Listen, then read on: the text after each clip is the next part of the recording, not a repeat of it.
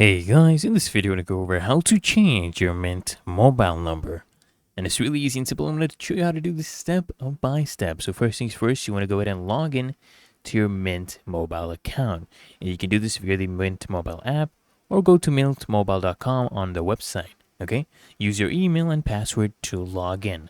Then what you need to do is you need to go to the account settings.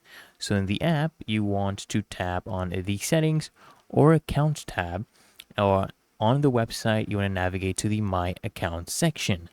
Then what you need to do, guys, is you need to select Change Phone Number. So you want to look for the option to change phone number under your account settings.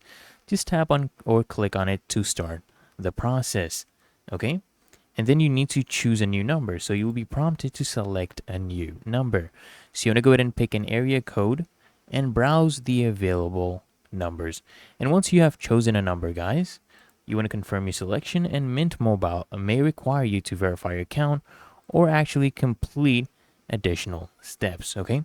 And after the change is processed, just restart your phone to ensure that the new number is active.